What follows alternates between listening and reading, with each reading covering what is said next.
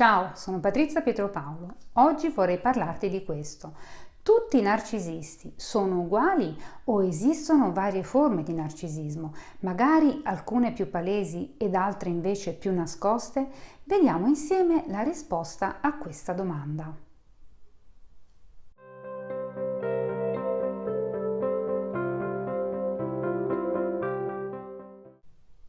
Ma allora, esistono o no diverse forme di narcisismo? La risposta è sì. Ci sono varie forme di narcisismo e di conseguenza varie modalità con le quali un narcisista si può proporre. Alcune sono più evidenti, quelle che magari riguardano il narcisista classico, ed altre invece sono più nascoste e striscianti e dalle quali può essere più difficile difendersi, proprio perché sono più difficili da scoprire. Una prima distinzione di base è quella tra narcisismo covert e narcisismo overt. Il narcisista covert è quello che può essere definito il narcisista mascherato. Appare cioè ipersensibile, anche ansioso e trascurato e non ha le manie di grandezza del narcisista classico. Quello overt ha però in comune l'arroganza, la presunzione e il sostanziale disinteresse per gli altri, unito ovviamente ad un grande interesse, guarda un po', per se stesso. Non devi farti ingannare. Se lo guardi un po' più da vicino, oltre l'apparenza, troverai facilmente nel narcisista mascherato le sue fantasie grandiose e ti renderai altrettanto facilmente conto di come si senta unico e speciale e di come sia disposto a manipolare e a sfruttare gli altri pur di raggiungere i propri scopi.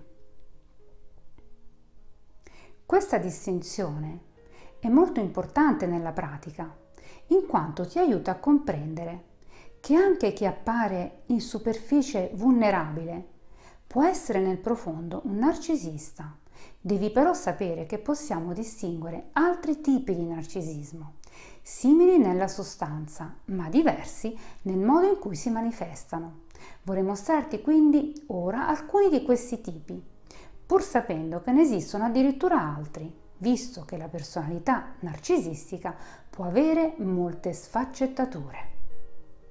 Il narcisista manipolativo maligno. Alla base del suo comportamento sta la manipolazione degli altri, si nutre di sotterfugi e raggiri, l'annientamento dell'altro è il suo obiettivo. Il narcisista manipolatore diviene facilmente narcisista maligno perché prova piacere nell'altrui disagio o dolore che lui stesso ha provocato grazie alle sue capacità appunto manipolative. Il narcisista somatico invece fa derivare dal corpo la sua autostima, per cui questa tipologia di narcisista si sente più bello, più forte e più in forma degli altri, anche se magari non lo è affatto.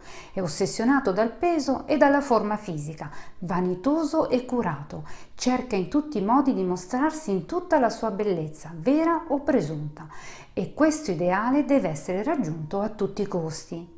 Dato che di base è narcisista, si aspetta di essere gratificato dagli altri, in questo caso però per il suo aspetto, sminuendo però quello degli altri e spesso ovviamente quello del partner. Il narcisista cerebrale è invece l'altra faccia della medaglia. Mira ad essere ammirato solo per la sua mente, non per il suo corpo e il proprio aspetto, che anzi rappresentano un limite. Si sente intelligente, molto più intelligente degli altri e si aspetta che tutti notino questa sua qualità e di conseguenza l'ammirino. Non si fa poi ovviamente scrupolo di far sentire gli altri poco intelligenti, così da poter risaltare.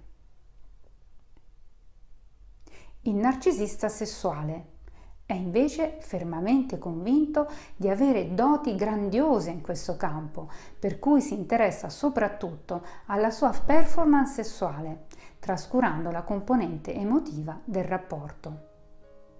Tutta la sua attenzione è infatti focalizzata alla sua prestazione. Le emozioni del partner non importano nulla per lui e di conseguenza ignora i suoi bisogni. Il narcisista sessuale si aspetta infatti che il partner sia disponibile quando lui ne ha voglia e scompare poi rapidamente una volta soddisfatti i propri bisogni. La ricerca del piacere sessuale è esclusivamente egoistica.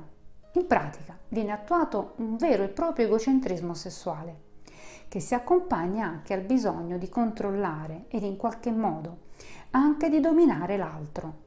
In effetti il sesso può essere usato da questo tipo di narcisista come una vera e propria arma.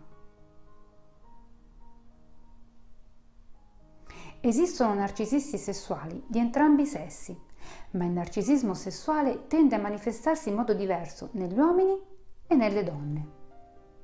Le donne prediligeranno partners che dimostrino totale ammirazione e che le gratificano continuamente. Ma se questo partner poi non sarà pronto ad inchinarsi alle loro esigenze, lo puniranno con la preclusione al sesso, cioè la disponibilità sessuale sarà direttamente proporzionale a quanto il partner si sottometterà. Nell'uomo narcisista sessuale, invece, ci sarà un'inclinazione verso il proprio soddisfacimento sessuale e scarso o nullo interesse verso l'altra persona e i suoi bisogni, per cui i rapporti sessuali avverranno solo quando e come li desidera lui, soddisfacendo così la sua necessità di dominare e controllare l'altro. Poi abbiamo il narcisista spirituale. Rappresenta una tipologia particolare, molto subdola, infatti usa la spiritualità come strumento per manipolare, per giustificare il suo modo di comportarsi. In pratica si autocelebra nella sua presunta ricerca spirituale e nelle vette che pensa di aver raggiunto, che gli permettono di guardare gli altri dall'alto in basso. È colui che si nasconde dietro la bontà, ovviamente presunta, lo faccio per il tuo bene.